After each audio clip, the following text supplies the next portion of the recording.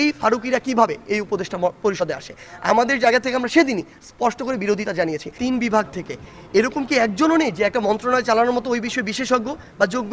অবশ্যই রয়েছে। আমরা এরকম শ্রেণীবিন্যাসে ওইভাবে যাব না যে কার সামর্থ্য কি, কে কতদূর পড়াশোনা করেছে, এটা আমাদের কাছে গুরুত্বপূর্ণ না।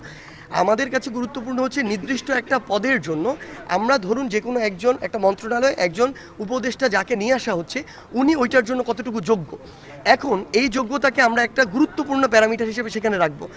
মন্ত্রণালয় চালানো নিয়ে ক্ষোভ প্রকাশ করেছেন বৈষম্য বিরোধী ছাত্র আন্দোলনের অন্যতম সমন্বয়ক ও জুলাই শহীদ স্মৃতি ফাউন্ডেশনের সাধারণ সম্পাদক সার্জিস আলম।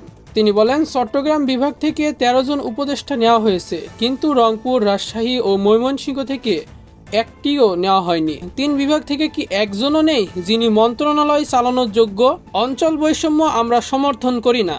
অন্তর্বর্তী সরকারের উপদেষ্টা হিসেবে চলচ্চিত্র নির্মাতা মোস্তফা সারোয়ার ফারুকীকে নিয়োগের সমালোচনা করে সাজিদ আলম বলেন, ফারুকী তার পুরো সময় ক্ষমতার কাছাকাছি থাকার জন্য যেভাবে তোষামোদি করার দরকার তা করেছেন। এরকম কঠিন সময়ে নীরব থাকা ও গা বাঁচিয়ে চলা লোকজনকে আমরা উপদেষ্টা হিসেবে দেখতে চাই না। ঢাকা বিশ্ববিদ্যালয় ছাত্র সংসদের সাবেক সমাজ কল্যাণ সম্পাদক ও জাতীয় নাগরিক কমিটির সদস্য সচিব আক্তার হোসেনকে উপদেষ্টা করার দাবির বিষয়ে সার্জিস আলম বলেন, বিগত ফ্যাসিস্ট সরকারের আমলে অনেকবার আক্তার হোসেনের রক্ত ঝরেছে। তিনি প্রতিদিন আন্দোলনের সঙ্গে ছিলেন। তার এই অবদানকে অস্বীকার করার সুযোগ নেই।